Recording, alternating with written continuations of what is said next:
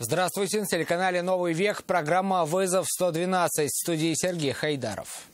И сегодня мы расскажем детали убийства пенсионером внука своей возлюбленной. Я вот это совершил, знаете почему?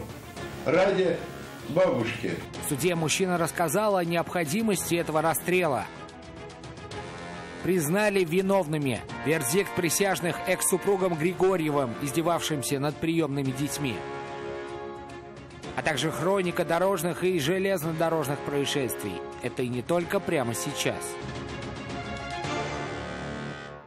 70-летнего Ильдуса Кадырова арестовал сегодня Советский районный суд. Пенсионера обвиняют в убийстве 46-летнего внука своей возлюбленной из винтовки Маузер. Все произошло в доме номер 135 по улице Фучика. 2 пулевых ранения в голову оказались смертельными. Обвиняемый рассказал суду, что просто обязан был это сделать. Почему, знает Нафиса Минязова. Ильдуса Кадырова в зал суда сегодня завели оперативники. Он понимал, что статья, по которой его обвиняют, серьезная, и его могут отправить в следственный изолятор, поэтому и просил привезти ему лекарства. Следствием установлено, что 3 марта 2020 года на почве частых скандалов, связанных с распитием внуков спиртных напитков, Кадыров произвел 2 выстрела в голову последнего из одноствольного обреза. Кровавая драма развернулась в квартире 82-летней возлюбленной обвиняемого. Вместе с ним жил ее 46-летний внук. Он, рассказал задержанный, нигде не работал, обижал бабушку и мешал пенсионерам жить. Вечером 3 марта нервы пенсионера не выдержали. Когда мужчина лежал на раскладушке и смотрел телевизор, прибавив громкость едва ли не на максимум, он выстрелил в него сначала 1 раз, затем 2.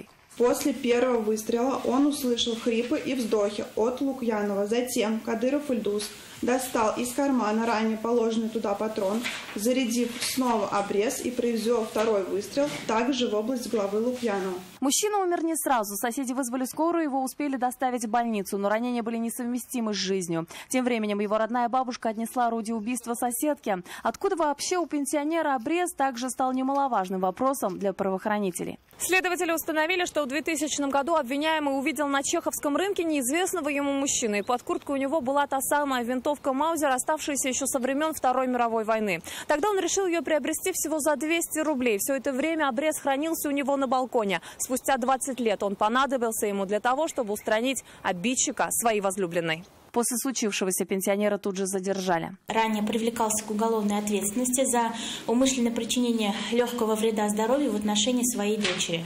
Уголовное дело было прекращено за примирением сторон. Следователь ходатайствовал заключить Ильдуса Кадырова под стражу на 2 месяца и отправить его в следственный изолятор. Задержанный же пытался доказать суду, что не опасен, и убил внука своей сожительницы, чтобы ей самой облегчить жизнь. Я вот это совершил, знаете почему? Ради бабушки. Он не я, так он ее добил бы, просто. Мужчина уверял, скрываться и мешать расследованию не собирается. Ну, я хотел дома побыть маленько, около бабули. Я же никуда не денусь. То есть вы возражаете против избрания заключения ареста, правильно? Да, пока. Вы и так мне заберете, я куда денусь? Суду даже была предоставлена расписка от бабушки убитого мужчины, которая просила деду домашний арест, и чтобы проживал он рядом с ней. Однако представитель Фемиды не поверил в то, что женщина сама это писала. К тому же документов на право собственности квартиры представлено не было. Продлить срок воздержания на 72 часа с целью предоставления данных от владельца квартиры, в которой он ранее проживал, и с распиской, что он может там находиться. В итоге суд вынес свой вердикт и отправил обвиняемого на 2 месяца в следственный изолятор. Сторона защиты намерена обжаловать это решение. Я собираюсь предоставить в Верховный суд информацию о том, что собственник квартиры, в принципе, не против, о том, что он будет там находиться и проживать во время домашнего ареста. До обжалования меры пресечения решений вышестоящей инстанции пенсионер отправился в СИЗО прямо из зала заседания. Нафиса Минязова, Наиль Абдуллин, Вызов 112. Присяжные заседатели признали виновными экс-супругов Эллу и Романа Григорьевых. Фермеров из Алексеевского района их обвиняют в истязании 4 приемных детей, а главу семейства в жестоком убийстве старшей 9-летней девочки. Жизнь в приемной семье для малышей, которым было от 5 до 9 лет, стала адом. Следователи выяснили, что над ними жестоко издевались на протяжении целого года. Били цепями, обливали кипятком, заставляли есть упаковку от выпитых ими продуктов. Это не весь список пыток. Старшую 9-летнюю девочку забили на насмерть в 2018-м. И только после этого приоткрылся весь ужас, в котором жили их приемные дети. Следователи предоставили свои доказательства, защита свои аргументы. Присяжные признали приемных родителей виновными в истязании детей без права на снисхождение. Романа Григорьева признали виновным в убийстве, но посчитали, что пожизненного лишения свободы он не заслуживает. Максимальное наказание по статье, по которой его обвиняют, 20 лет. Сейчас суду предстоит вынести свой приговор и определиться со сроком наказания каждому из подсудимых. 6 грузовых вагонов сошли сегодня с рельса в Восточном парке железнодорожной станции Юдино. Вагоны были пустые, сошли с рельс предположительно из-за бокового столкновения двух грузовых составов. В результате происшествия никто не пострадал. Сумма материального ущерба будет устанавливаться позже. Сход вагонов никак не отразился на движении. Задержек для пассажирских поездов нет. В эти минуты вагоны поднимают и ставят обратно на рельсы. Приволжское следственное управление на транспорте проводит доследственную проверку. На месте работает оперативная группа, которой необходимо выяснить причины происшествия.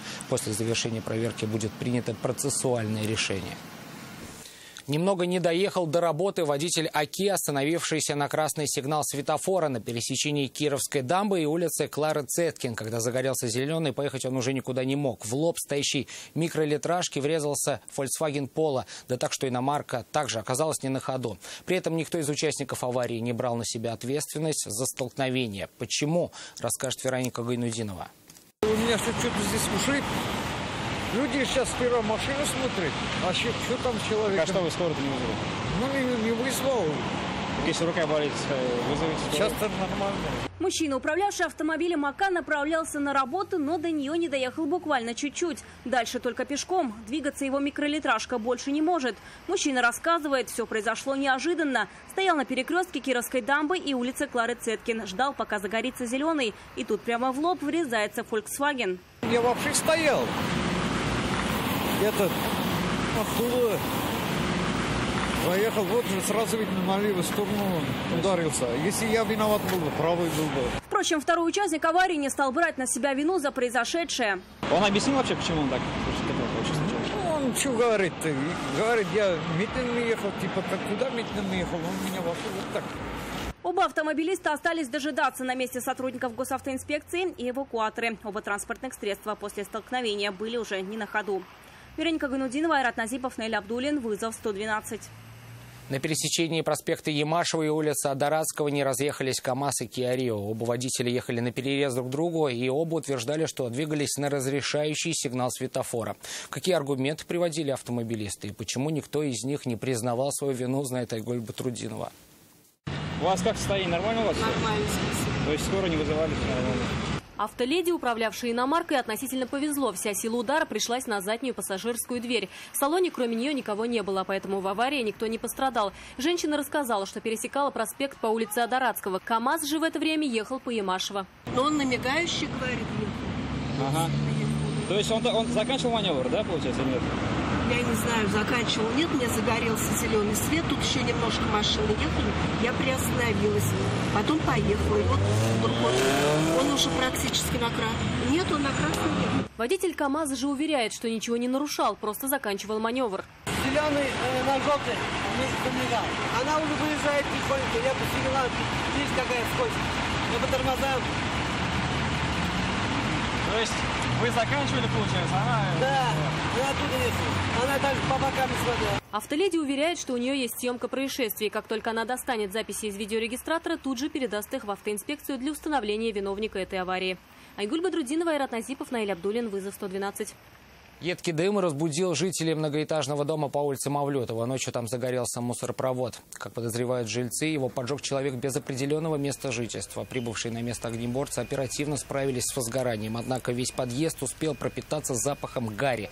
Сейчас большинство жильцов намерены добиваться закрытия мусоропровода. Главный виновник, получается, мусоропровод. Даже если бомж поджег, либо кто-то окурок выкинул. Вот поэтому хотим достучаться до наших властей, до управляющих компаний и просим закрыть этот мусоропровод. Потому что несколько лет назад в 4-м подъезде такая же ситуация была. Это все, о чем мы успели вам рассказать. В студии был Сергей Хайдаров. До встречи и не бросайте вызов судьбе, вдруг она его примет.